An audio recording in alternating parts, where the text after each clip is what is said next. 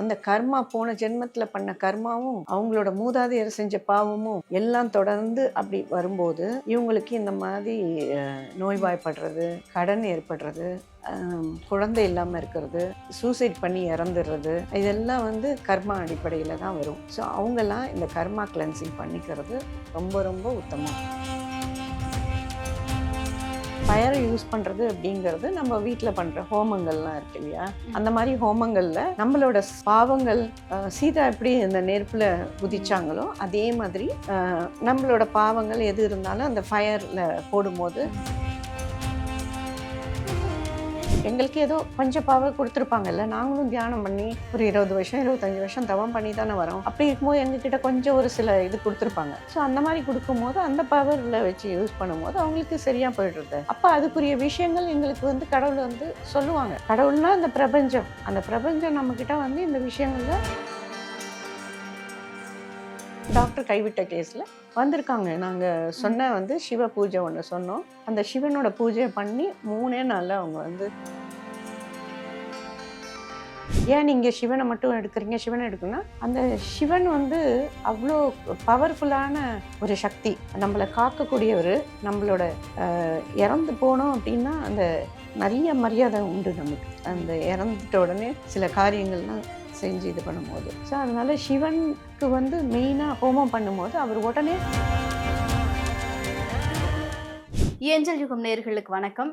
இன்னைக்கு நம்ம கூட வசியத்தில் சிறந்து விளங்கும் healer and astrologer Hema ma'am தான் அணைஞ்சிருக்காங்க. அவங்க கிட்ட பேசுறதுக்கு நிறைய முக்கியமான விஷயங்கள் இருக்கு. வாங்க தொடர்ந்து பேசலாம். வணக்கம் மேம். வணக்கங்க மேம், நம்ம கர்மா கிளென்சிங் அப்படின்னு சொல்லும்பொழுது மேம், என்னென்ன விஷயங்களுக்குலாம் நம்ம வந்துட்டு கர்மா கிளென்சிங் அப்படிங்கிற ப்ராசஸை வந்து ஒருத்தவங்களுக்கு பண்ணலாம்? அதாவது பித்ருக்கள் சாபங்கள் இருக்கும் கர்மா கிளென்சிங்கில்.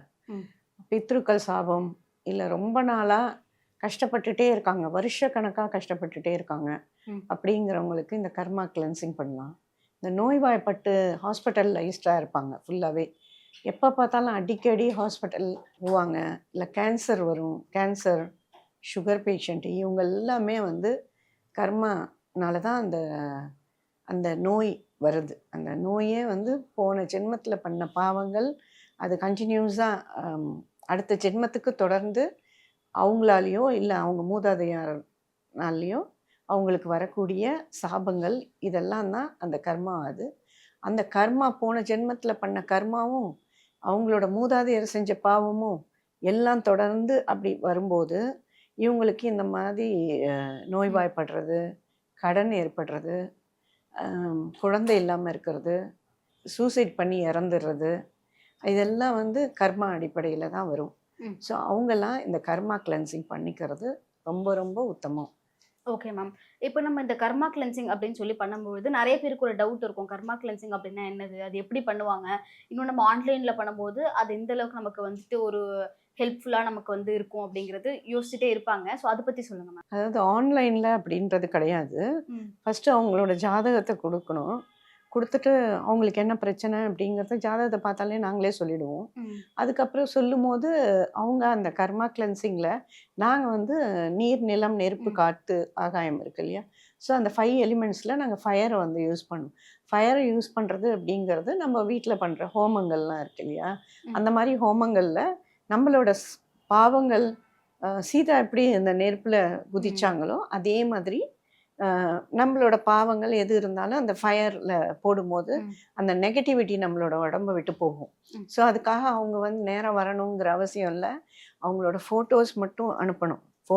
ஃபோட்டோ அனுப்பிட்டு அவங்க date of birth, time, place of birth இருக்கும். அது வந்து சிவனை கொண்டு நாங்கள் வந்து அதை வந்து பூஜை பண்ணி அவங்களுக்குரிய பாடியில் வந்து அந்த கிளென்ஸ் பண்ணுவோம். அந்த கர்மா கிளென்ஸ் அது வந்து த்ரூ மெடிடேஷன் மூலயமா பண்ணுவோம்.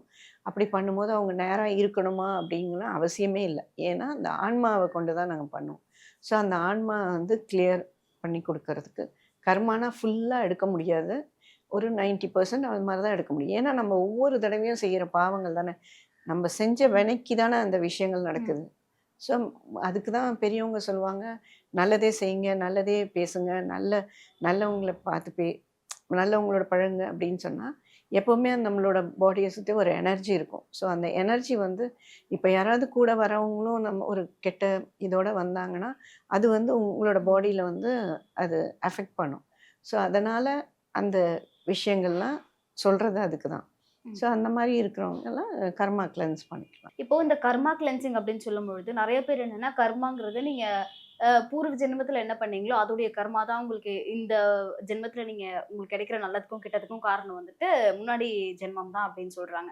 இப்போ இந்த கர்மா கிளென்சிங் மூலமா நம்ம வந்துட்டு இந்த பூர்வ ஜென்மத்துடைய கர்மாவ வந்துட்டு கிளென்ஸ் பண்ண முடியுங்களா? ஆர் நம்ம இப்பவே வந்துட்டு இந்த ஜென்மத்துல நம்ம என்னென்ன தப்பு பண்ணோமோ, அதெல்லாம் வந்து தான் கிளென்ஸ் பண்ண முடியுமா? நம்ம கிளென்ஸ் பண்ணுறோம் அப்படிங்கிறதே இந்த உங்களோட விதி பயனில் என்னைய வந்து மீட் பண்ணணும், என்னோட வீடியோ பார்க்கணும், என்னோட இடத்துல இருக்கணுங்கிறதே வந்து அது வந்து ஆட்டோமேட்டிக்காக அது எழுதப்பட்டது. ம். எல்லாராலையும் எல்லார்கிட்டயும் வந்து அந்த கர்மா கிளென்சிங்லாம் பண்ண முடியாது. அந்த காலமும் நேரமும் அவங்கவுங்களுக்கு வந்தால் மட்டும்தான். நான் பெரிய ஞானியா அப்படி கேட்டால் அப்படி கிடையாது. அந்தந்த காலமும் நேரமும் வரும்போது தான் அதுக்குரிய ஆட்களை நீங்கள் மீட் பண்ணுவீங்க. ம். அப்போ மீட் பண்ணி உங்களோட ஜாதகத்திலேயோ உங்களோட சோல் அந்த கனெக்டிவிட்டி இருக்கும் இல்லையா, அந்த கனெக்டிவிட்டி இருக்கிறவங்க இவங்க இந்த கையில் பண்ணணும் அப்படிங்கிற அந்த விதி இருந்ததுனா தான் இங்கே ம். காலே பண்ணுவாங்க. அப்போ அவங்களுக்குரிய அந்த டைம் வரும்போது தான் அந்த கர்மா கிளென்சிங்கே அவங்களுக்கு நடக்கும். சாதாரணமாக இருப்பாங்க, 20 வருஷமாக கஷ்டப்பட்டிருப்பாங்க, கடவுள்கிட்ட வேண்டுவாங்க. வேண்டும் போது இந்த நிமிஷம் நான் இறந்துடக்கூடாதா, எதுக்காக நான் இப்படி இருக்கணும் இவ்வளோ கஷ்டப்பட்டுட்டு, அப்படி நிறைய ப்ரேயர்ஸ் எல்லாம் ஒவ்வொருத்தங்க பண்ணும்போது அப்போ கடவுள் எப்படியாவது யார் மூலியமாவது அவர் விட கொடுக்கணும் இல்லையா, இயற்கையும் உங்களுக்கு பதில் சொல்லணும் இல்லையா. ஸோ அது எங்கள் மாதிரி எங்களுக்கு ஏதோ கொஞ்சம் பவர் கொடுத்துருப்பாங்கல்ல, நாங்களும் தியானம் பண்ணி ஒரு 20 வருஷம் 25 வருஷம் தவம் பண்ணி தானே வரோம். அப்படி இருக்கும்போது எங்ககிட்ட கொஞ்சம் ஒரு சில இது கொடுத்துருப்பாங்க. ஸோ அந்த மாதிரி கொடுக்கும்போது அந்த பவரில் வச்சு யூஸ் பண்ணும்போது அவங்களுக்கு சரியாக போயிடுறது. அப்போ அதுக்குரிய விஷயங்கள் எங்களுக்கு வந்து கடவுள் வந்து சொல்லுவாங்க. கடவுள்னா அந்த பிரபஞ்சம், அந்த பிரபஞ்சம் நம்மக்கிட்ட வந்து இந்த விஷயங்களில் இந்த மூலிகையை நீங்கள் யூஸ் பண்ணி இப்படி பண்ணு அப்படிங்கிறத நமக்கு வந்து ஆல்ரெடி நம்மளுடைய மெடிடேஷன் இதில் வரும். அதை வச்சு நாங்கள் பண்ணும்போது கிளியர் ஆகிடுது அவங்களுக்கு. கிளியர் ஆகி அவங்க உடம்பு சரியில்லாதவங்க சரியாயிடுறாங்க. 3 நாளில் ஹாஸ்பிட்டலில் இருந்தவங்க, கோமாலலாம் இருந்தவங்க அவங்களாம் மீண்டு எழுந்து வந்திருக்காங்க. 3வது நாள்லேயே வந்திருக்காங்க. போயிடும் டாக்டர் கைவிட்ட கேஸில் வந்திருக்காங்க. நாங்கள் சொன்ன வந்து சிவ பூஜை ஒன்று சொன்னோம். அந்த சிவனோட பூஜையை பண்ணி 3 நாளில் அவங்க வந்து ஹாஸ்பிட்டலில் இருந்தெல்லாம் வெளியில் வந்திருக்காங்க. மேம் நீங்க ஹோமம் வளர்த்தும் போதே சொல்லியிருந்தீங்க, சிவனை பத்தின விஷயங்கள் தான் அந்த ஹோமத்துல இருக்கும் அப்படிங்கிற மாதிரி. நெறைய கடவுள் இருக்கும்பொழுது, இந்த மாதிரி ஹோமத்துக்கு சிவனை வந்துட்டு கும்பிடணும் அப்படிங்கிறது ஏன் மேம்? இந்து கடவுளில் வந்து முக்கியமாக கருதப்படுறது விநாயகர், முருகர், சிவன் சொல்லுவோம். அந்த சிவன்னா வந்து நம்ம வந்து நல்லது பண்ணாலும் கெட்டது பண்ணாலும் சிவன் வந்து டக்குன்னுலாம் எல்லாரையுமே அரவணைச்சு அவர் போகக்கூடிய ஒருத்தர். சிவனை சொன்னால் என்னால் என்ன சொல்கிறதுனே எனக்கு தெரியல. நான் உணர்ந்திருக்கேன், நிறைய உணரப்பட்டிருக்கேன். இப்போ நீங்கள் தப்பு செஞ்சீங்கன்னா அவர் உடனே கொடுப்பாரு தண்டனை கொடுப்பாரு. ஆனால் தண்டனை கொடுக்கும்போது உங்களுக்கு அறிவுறுத்துவார், நீ இந்த தப்பு பண்ணியிருக்க, ஸோ அதனால நான் இதை கொடுத்துருக்கேன். ஸோ அதுக்குரிய உங்களுக்கு அதுக்கு நெக்ஸ்ட்டு நீங்கள் என்ன பண்ணணும், இந்த நான் கொடுத்துட்டேன் உனக்கு தண்டனை, ஆனால் அதுலேருந்து நீ எப்படி வெளியில் வரணும் அப்படிங்கிறத அவர் வந்து காட்சியாவோ இல்லை எப்படியாவது உங்களுக்கு டிரான்ஸ்மிஷன் பண்ணுவார். அப்போ பண்ணும்போது நம்ம செய்வோம். ஏன் சிவனை மட்டும் நீங்கள் எடுக்கிறீங்கன்னா, சிவன் வந்து உயர்ந்த மாபெரும் சக்தி. அந்த சக்தி வந்து நம்ம இறந்துட்டோம் அப்படின்னா கூட அவர் தான் நம்மளை காப்பார். நமக்கு மன்னிச்சு நமக்கு வந்து காசியில் அப்படியெல்லாம் போனீங்கன்னா கூட ஏன் காசியில் இறந்து போகணும் அப்படின்னு சொல்கிறாங்கன்னா, அந்த அங்கே இருக்கக்கூடிய எனர்ஜி அந்த இதில் பாவங்கள் நம்மளை தீண்டாமல் அடுத்த ஜென்மத்துக்கு போகாமல் அவர் வந்து நம்மளை காத்துருவார். இந்து கடவுளில் தர்மம் முறைப்படி நம்மளோட எல்லா சாஸ்திரங்களும் எழுதப்பட்டிருக்கு. அந்த மாதிரி இந்து தர்மம் அந்த மாதிரி இருக்கும்போது சிவன் தான் ஒரு மாபெரும் சக்தி. ஸோ அது அந்த நம்பிக்கையில் நாங்கள் அந்த இதை பண்ணிகிட்ருக்கோம். இதை பற்றி பேசணும் அப்படின்னு சொன்னால் நிறைய விஷயங்கள் இருக்குது.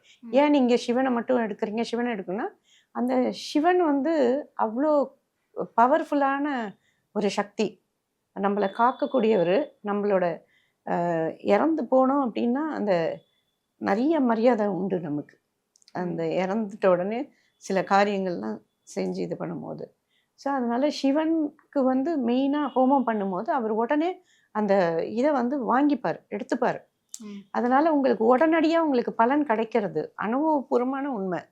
சிவனுக்கு நீங்கள் ஒரு பூஜை பண்ணி பாருங்கள், ஒரு விரதம் இருந்து பாருங்களேன், ஒரு 21 நாள் இல்லை 48 நாள் விரதம் இருந்து பாருங்கள், கட்டாயம் அதுக்கு பதில் உங்களுக்கு கொடுத்துருவார். எப்படியோ கொடுப்பார். அபிஷேகம் ஆராதனை பண்ணி பாருங்களேன். சுகர் கேனா அது என்ன, கரும்புச்சாறு, தேன், பால், சாதாரணமாக நீங்கள் வில்வத்துக்கு ஒரு பால் மட்டும் ஊற்றி பாருங்களேன், அவ்வளோ உடனே அந்த வில்வம் வந்து உங்ககிட்ட பேசும். அந்த மாதிரி ஓகே. அந்த மாதிரி ஒரு பவர்ஃபுல்லான தெய்வம் எனக்கு சொல்லப்பட்டது. ம். நான் எல்லாரையும் குறை சொல்ல விரும்பல. ம். எனக்கு அது தரப்பட்டது. ஸோ அதனால நான் சிவனை தான் எடுப்பேன் முக்கியமா. ம். சிவன் தான். இப்போ இந்த கர்மா கிளென்சிங் அப்படின்னு ஒண்ணு பண்ணிட்டோம்னா, இப்போ ஒருத்தவங்களுக்கு ஒரு 30 வயசு, 40 வயசுல நம்ம இந்த கர்மா கிளென்சிங் பண்றோம்னா, நம்ம அதுவரைக்கும் அவங்களுக்கு இருக்கக்கூடிய அந்த கர்மாவ கிளென்ஸ் பண்ணிடுறீங்க. இப்போ அதுக்கப்புறம் அவங்களுக்கு எப்படி மேம்? அவங்க எதனா திருப்பி தப்பு பண்ணாங்க அப்படின்னா, அதெல்லாம் எப்படி மேம்? மேக்ஸிமம் நம்ம வந்து கர்மா கிளென்ஸ் பண்ணும்போதே, இங்க வரும்போதே அவங்களோட மனசு வந்து மனசும், அவங்களோட சோலும், ஆத்மாவும் ஓரளவுக்கு பதப்பட்டு இருக்கும். அதாவது மெச்சூரிட்டி இருந்திருக்கும். ம், ம், அப்ப இருக்கும்போது அவங்களுக்கே அத உணருவாங்க. இது மாரி ம். இனி நம்ம எந்த தப்பும் பண்ணக்கூடாது. நம்ம இதோட இருந்துக்கோ, பட்ட அவஸ்தையே போதும். அப்படின்னு இருக்கும்போது, அந்த விஷயங்கள் வந்து பண்ண மாட்டாங்க அவங்க. எந்த தப்பும் பண்ண மாட்டாங்க. அது ஆட்டோமேட்டிக்கா கடவுளே அவங்கள நடத்திடுவாங்க. இப்ப எங்களெல்லாம் பார்த்தீங்கன்னா, ஆ ஆசை இருக்கா, இது இருக்கா அப்படி எண்ணங்களே கிடையாது. நீ மகானா அப்படின்லாம் கேட்டிங்கன்னா, அது என்னன்னு எனக்கு சொல்ல தெரியாது. ஆனா எண்ணங்களே கிடையாது. எ ரொம்ப ஆசை அந்த மாரிலாம் இல்ல. முன்னாடி இருந்துச்சு. நான் இல்லன்னு சொல்லல. முன்னாடி எனக்கு இது வேணும், அது வேணும், இப்படி அப்படின்னு ரொம்ப ஆசைப்பட்டுருக்கேன். ஆனா, ஒரு ஸ்டேஜுக்கு அப்புறம் கடவுளே நம்மள அண்டர்டேக் பண்றாரு அப்படின்னும்போது, எல்லாமே சேஞ்ச் ம். ஆயிட்டு, அந்த சாந்த நிலைக்கு வந்துருவீங்க. உங்களுக்கு எதுவுமே அங்க தேவைப்படாது. இந்த பொருள் பொருள் இருக்கிற அந்த இது தேவைப்படாது. உங்களால முடிஞ்ச அளவுக்கு அடுத்தவங்களுக்கு உதவி செஞ்சுட்டு, இல்லாதவங்களுக்கு ஏதோ முடிஞ்சுட்டு, உங்களுக்கு வேண்டிய சாப்பாடு, துணிமணி இது எல்லாமே அவரே குடுத்துருவாரு. கடவுளே குடுத்துருவாரு. ம். அடுத்த நிமிஷம் என்ன, உங்களுக்கு என்ன அப்படின்னு நீங்க ஒரு இடத்துக்கு போறீங்க, ஒரு விஷயம் நடக்குன்னா முதல்லயே உங்களுக்கு சொல்லிடுவாரு, இந்த இடம் இப்படி. ஸோ அந்த மாரி விஷயங்கள்லாம் வந்து ஒரு ஒரு அந்த கர்மா கிளென்ஸ் ஆயி, உங்களோட பீரியட் ஆஃப் டைம் வந்து எவ்வளோ அவஸ்தைப்பட்டு முடிச்சுட்டீங்க. கடைசி ஸ்டேஜ்ல நீங்க இருக்கீங்க அப்படின்னும்போது, உங்களோட பாவங்கள் வந்து ஜீசஸோட இதுல சொல்ற மாரி மன்னிப்பு ம். முடிஞ்சிட்டு, அடுத்த இதுல வந்துருவீங்க. அடுத்த ஜென்மா, அடுத்த இதுல பூமியில வாழும்போதே அடுத்த ஜென்மாக்கு வந்துருவீங்க. ஸோ அப்படி இருக்கும்போது உங்களுக்கு வந்து அந்த கர்மா வந்து களையப்படும். இப்போ இந்த கர்மா கிளென்சிங் அப்படிங்கிறது எல்லா ரிலீஜியன்லயுமே அப்போ வந்துட்டு நம்ம பண்ணலாம் அப்படிங்கிறது தான். ஸ்பெசிஃபிக்கா இவங்க தான், அவங்க தான் அப்படிங்கிறது கிடையாதுல்ல மேம்? அதாவது இப்போ நம்ம இப்போ சப்போஸ் நம்ம இந்த பூமியில இருந்துட்டே இருக்கோம். ம். ஒரு சிலர்கிட்ட நம்ம மன்னிப்பு கேட்கணும்னு நினைப்போம். ம். மன்னிப்பு கேட்காம விட்டுடுவோம். ஆனா உள் மனசு சொல்லிடும், நம்ம இந்த பாவம் பண்ணோம் இல்லையா நம்ம, ம். அதனால அவங்க கிட்ட நம்ம மன்னிப்பு கேட்கணும் அப்படின்றது ஒண்ணு இருக்கும். ஸோ அந்த மாரி இருக்கிறவங்க அந்த கர்மா கிளென்ஸ் பண்ணும்போது அவங்களுக்கு அது கொஞ்சம் சரியாகும். அதே மாரி ரொம்ப நாள் படுத்த படுக்கையா இருக்கேன் அப்படின்னும்போது, அவங்க சாகுற ஸ்டேஜ். இறந்தே போயிடுறாங்க. இறக்க போறாங்கன்னு வைங்களேன், இறக்கறதுக்கு முன்னாடி 1 வாரம், 2 வாரம் இல்ல 1 மந்த்துக்கு முன்னாலேயே இவங்க அந்த கர்மா கிளென்சிங்க பண்ணிட்டாங்கன்னா, இவங்க போற அடுத்த ம். லோகத்துக்கு போகும்போது, இவங்க இறந்த உடனே 1 வருஷ காலம் வந்து பயணிச்சு ஆகணும் நம்ப. அந்த போகும்போது அந்த வழி, பாதைகள் எல்லாமே அவங்களுக்கு வந்து ஈஸியா இருக்கும். ஒரு ஒரு நதிய கடக்கணும். ம். கருட புராணத்துல சொல்ற மாரி ஒவ்வொரு இடத்துலயும் நம்ம கடந்து தான் போகணும். அந்த ம். யமலோகம் போறதுக்கும், இல்ல ம். சொர்க்கலோகம் எங்க போறதுனாலும் நம்ம ஒரு சில பாதைய கடந்து ஆகணும். ம். இது நான் சொல்றது வந்து நம்ம இறப்புக்கு பின்னால இருக்கிற ஒரு ம். சில விஷயங்கள், ஒரு சில ஆக்டிவிட்டீஸ். ம். ஸோ அதுக்கு நம்ம இங்கேயே நம்ம கர்மா கிளென்சிங் நம்ம பண்ணிட்டோம் அப்படி பண்ணிட்டு, அதுக்கப்புறம் வந்து தான தர்மங்கள் பண்ணிட்டு, இப்போ பசுவும், கன்றையும் தானம் குடுத்துருந்தோம்னா, குடுத்திருந்தா, இல்ல குடுத்தா, அந்த மாரி போற வழி எல்லாமே அவங்களுக்கு வந்து சுபிக்ஷமா இருக்கும். நம்ம தான் இறந்துட்டா நம்ம எதுவுமே பார்க்க போறது இல்லையே அப்படின்னு நெறைய கேள்விகள் இருக்கலாம். ஆனா அதெல்லாம் இங்கேயே செஞ்சுட்டு போயிட்டாங்கன்னா, அவங்களோட சோல், அவங்களோட ஆன்மா புண்ணிய ஆத்மாவா போய் சேரும். ஓகே. அதுக்கு இந்த கர்மா கிளென்சிங் ரொம்ப ரொம்ப யூஸ் ஆகும். சிலர் வந்து மரண பயம் இருக்கும் இல்லையா? அந்த பயம்லாம் வந்து கர்மா கிளென்ஸ் பண்ணும்போது அந்த பயம் போயிடும் ம். அவங்களுக்கு. நிம்மதியான பெருமூச்சு விட்டு, நிம்மதியான அவங்களுக்கு அந்த அந்த மரண பயம் அப்படிங்கிறது சில பேர் சொல்றாங்க, அவங்களுடைய ராசியில வந்துட்டு இப்போ குறிப்பிட்ட பீரியட் போகும்பொழுது அது அவங்களுக்கு இருந்துகிட்டே இருக்கும் அப்படின்லாம் சொல்றாங்க இல்லையா? அத பத்தி மேம்? அந்த மரண பயம் இருக்கிறதெல்லாம் வந்து இந்த கர்மா கிளென்ஸ் பண்ணும்போது, அந்த மரண பயம் இருக்கும். இப்ப நம்ம ஒரு தப்பு பண்ணா தானே நமக்கு ஒரு பயம் வரும். ம். ஸோ அந்த மாரி தப்பு பண்ணாதவங்க தைரியமா நின்னு பேசுவாங்க. இந்த ஜென்மத்தில இருக்கும்போது அவங்களுக்கு தெரிஞ்சோ தெரியாமயோ பண்ணியிருப்பாங்க. ஆனா அவங்கள அத உறுத்திக்கிட்டே இருக்கும். அந்த மாரி உறுத்திக்கிட்டே இருக்கவும், கடைசியில அட்லீஸ்ட் இறப்புக்கு முன்னாலயாவது ஒரு மன்னிப்பாவது கேட்கணும். கடைசியில நம்ம கண்ண மூடும்போது ஒரு 4 செகண்ட், 5 செகண்ட் தான் நமக்கு தருவாங்க. அந்த நிமிஷம் நான் இத பண்ணிட்டு வரேன், அத பண்ணிட்டு வரேன்னா, அப்ப டைம் இருக்காது. ஸோ அதுக்கு முன்னாலே நம்ம இந்த கர்மா கிளென்ஸ் இதெல்லாம் பண்ணிட்டோம்னா, அவங்களுக்கு ஓரளவுக்கு நிம்மதியான ஒரு உறக்கம், ஒரு ம். இறப்பு ஏற்படும் அப்படிங்கிறது என்னுடைய ஆழ்ந்த நம்பிக்கை, கருத்து எல்லாமே. கர்மா கிளென்சிங் பத்தி நிறைய விஷயங்கள் சொல்லியிருந்தீங்க. இது பார்த்தவங்களுக்கு பயங்கர ஹெல்ப்ஃபுல்லா இருந்திருக்கும் அப்படின்னு நம்புறேன் மேம். உங்க நேரத்துக்கு ரொம்ப நன்றி மேம். நன்றி.